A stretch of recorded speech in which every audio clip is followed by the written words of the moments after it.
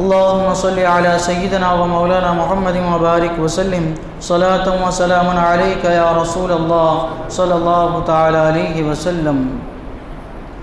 اعوذ باللہ من الشیطان الرجیم. بسم اللہ الرحمن الرحیم. افامن اہل القری ان یأتیہم بأسنا بیاتا وهم نائمون. افامن اہل القری ان یأتیہم بأسنا ضحا وهم یلعبون. افامنوا مکر اللہ فلا یأمن مکر اللہ الا القوم الخاسرون.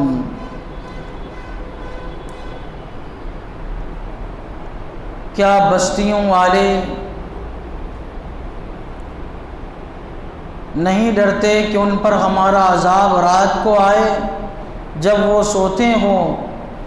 یا بستیوں والے نہیں ڈرتے کہ ان پر ہمارا عذاب دن چڑھے آئے جب وہ کھیل رہے ہوں؟ کیا اللہ کی خفی تدبیر سے نڈر ہیں؟ تو اللہ کی خفی تدبیر سے نڈر نہیں ہوتے مگر تباہی والے.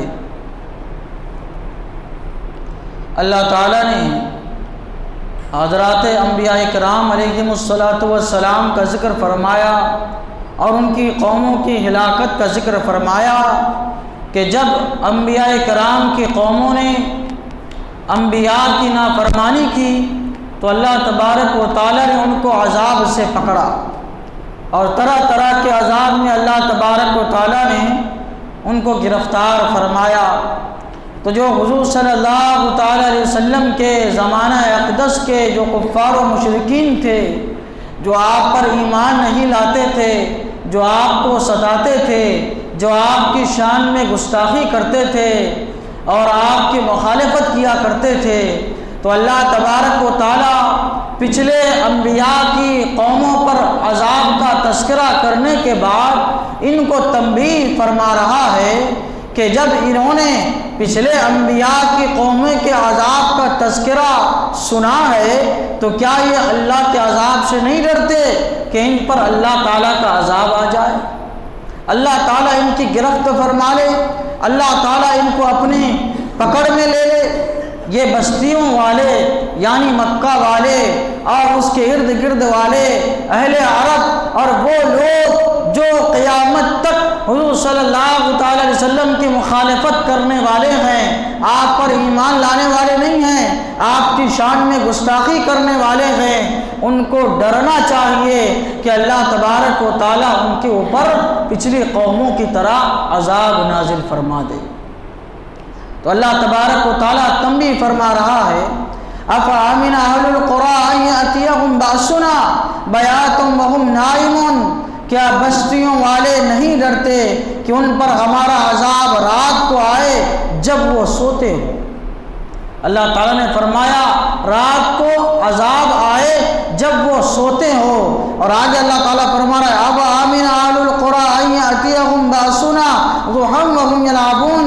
یا بستیوں والے نہیں ڈرتے کہ ان پر ہمارا عذاب دن چڑھے آئے جب وہ کھیل رہے ہوں. دو وقتوں کا ذکر فرمایا، ایک تو رات کے وقت کا ذکر فرمایا اور صبح کے وقت کا ذکر فرمایا. اللہ تعالیٰ فرما رہا ہے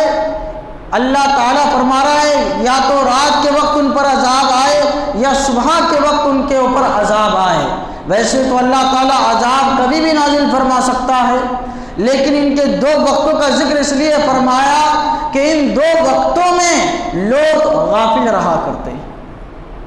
رات کو جب وہ انسان سو جاتے ہیں تو دنیا و ما فیہا سے انسان بے خبر ہوتا ہے، ایک الگ دنیا میں چلا جاتا ہے، اور جب کچھ ہوتا ہے اس کے ساتھ اس کی خبر بھی نہیں ہوتی، بالکل انسان غافل رہتا ہے.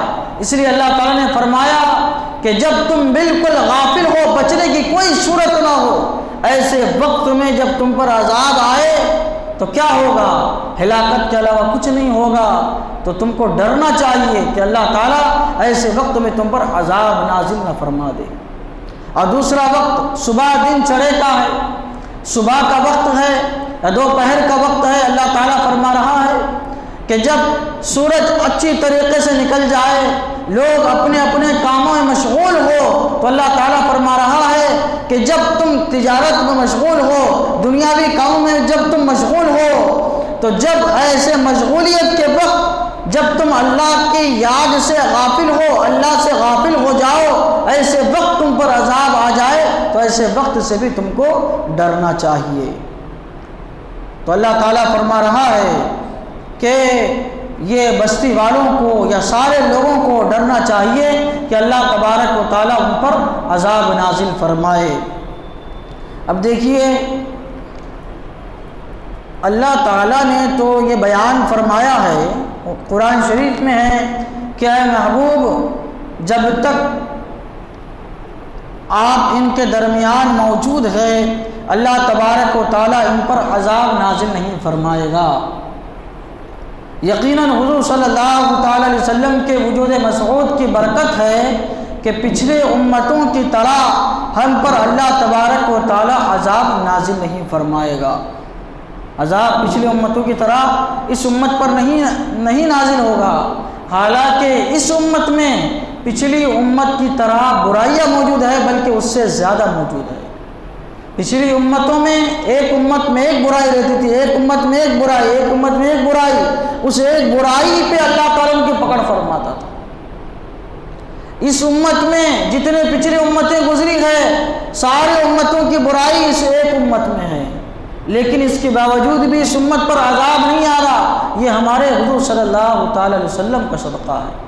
آپ کے صدقہ طفیل میں اللہ تعالیٰ نے آپ کی امت پہ کرم فرمایا کہ پچھلے قوموں کی طرح عذاب نہیں آتا، لیکن اس کے باوجود بھی اللہ تعالیٰ فرما رہا ہے کہ ان کو عذاب سے ڈرنا چاہیے۔ تو یعنی یہ اللہ تعالیٰ یہ فرما رہا ہے کہ عذاب تو نہیں آئے گا، لیکن عذاب سے کسی بھی انسان کو نڈر نہیں ہونا چاہیے۔ اللہ کے خوف سے کسی کو بھی غافل نہیں ہونا چاہیے۔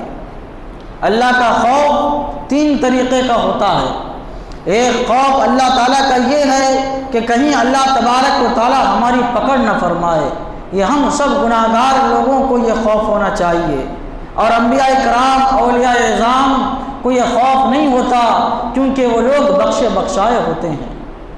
اور دوسرا خوف، دوسرے طریقے کا خوف یہ ہوتا ہے اللہ تعالیٰ وعدہ خلافی کرے، اس طریقے کا خوف رکھنا کہ ہم تو ایمان لائے، ایمان پہ مر گئے، کہیں ایسا نہ ہو کہ اللہ تعالیٰ وعدہ خلافی کرے اور ہم کو جہنم میں لے جائے۔ یہ اس طریقے کا خوف رکھنا یہ کفر ہے، اس طریقے کا خوف رکھنا یہ کفر ہے۔ اور ہیبت پیدا کرنا اللہ تعالیٰ کے جلال کی، اللہ تبارک و تعالیٰ کی بارگاہ میں کھڑے ہونے کی ہیبت، اللہ تعالیٰ کا خوف، یہ کیا ہے ہر انسان کے اندر ہونا چاہیے۔ اور جتنے انبیاء کرام علیہ السلام گزرے ہیں، اولیاء کرام گزرے ہیں، ان کے اندر اللہ تعالیٰ کا خوف تھا۔ اور جس مسلمان کے اندر جتنا زیادہ اللہ تعالیٰ کا خوف ہوتا ہے اس کا مرتبہ، اس کا درجہ اتنا ہی بلند ہوا کرتا ہے۔ تو انسان کو ہمیشہ اللہ تبارک و تعالیٰ سے ڈرنا چاہیے، اور اللہ تعالیٰ کا عذاب پچھلی قوموں کی طرح نہیں آتا۔ اس قوم کی بھی اللہ تبارک و تعالیٰ، اس امت کی بھی پکڑ فرماتا ہے، لیکن طریقہ کار بدل چکا ہے۔ کیسی پکڑ فرماتا ہے؟ جیسے کہ پچھلی آیتوں میں گزرا، اللہ تعالیٰ پریشانیوں سے گھیر دیتا ہے، مصیبتوں سے گھیر دیتا ہے، بدحالی انسان کے اوپر مسلط کر دیتا ہے۔ یہ بھی اللہ تبارک و تعالیٰ کی پکڑ میں سے پکڑ ہے۔ اور دوسری طرح کی پکڑ کیا ہے اللہ تعالیٰ کی؟ اللہ تعالیٰ آسودہ حال کر دیتا ہے، ہر طریقے کی نعمت سے نواز دیتا ہے، خوشحالی عطا فرما دیتا ہے، کسی بھی طریقے کی پریشانی نہیں عطا کرتا۔ یہ بھی اللہ تعالیٰ کی طرف سے کیا ہے؟ پکڑ ہے۔ پھر اللہ تعالیٰ ڈھیل دیتا ہے تاکہ یہ گناہ کرتا جائے اور اس کا عذاب آخرت میں کیا ہے؟ بڑھتا چلا جائے، یہ جہنم کا مستحق قرار ہو جائے۔ اس طریقے سے کیا ہے؟ اللہ تعالیٰ گرفت فرماتا ہے۔ تو ان گرفتوں سے اللہ تعالیٰ فرما رہا ہے کسی شخص کو بے خوف نہیں ہونا چاہیے۔ افامروا مکر اللہ، کیا یہ اللہ کی خفیہ تدبیر سے نڈر ہو چکے ہیں؟ اللہ تعالیٰ فرما رہا ہے فلا یأمن مکر اللہ الا القوم الخاسرون، اللہ کی خفیہ تدبیر سے نڈر نہیں ہوتے مگر تباہی والے، یعنی جن لوگوں کے دلوں سے اللہ کا خوف نکل گیا، سمجھیے کہ وہ لوگ خائب و خاسر ہو گئے، تباہ و برباد ہو گئے اور ہلاک ہونے والے ہیں وہ لوگ۔ تو اس لیے ہر انسان کو اللہ تعالیٰ کا خوف ہونا چاہیے۔ جس انسان کے اندر اللہ تعالیٰ کا خوف نہیں ہوتا، اس کی دنیا اور آخرت دونوں برباد ہوا کرتی ہے۔ اللہ تعالیٰ کی بارگاہ میں دعا ہے قرآن شریف سیکھنے سمجھنے اور اس کے مطابق ہم سب کو عمل کرنے کی توفیق عطا فرمائے، اور اپنا خوف ہمارے دلوں میں پیدا کرنے کی ہم سب کو توفیق عطا فرمائے۔ اشہد ان لا الہ الا اللہ واشہد ان محمدا عبدہ ورسولہ، وصلی اللہ تعالی علی سیدنا محمد وعلی آلہ وصحبہ اجمعین برحمتک یا ارحم۔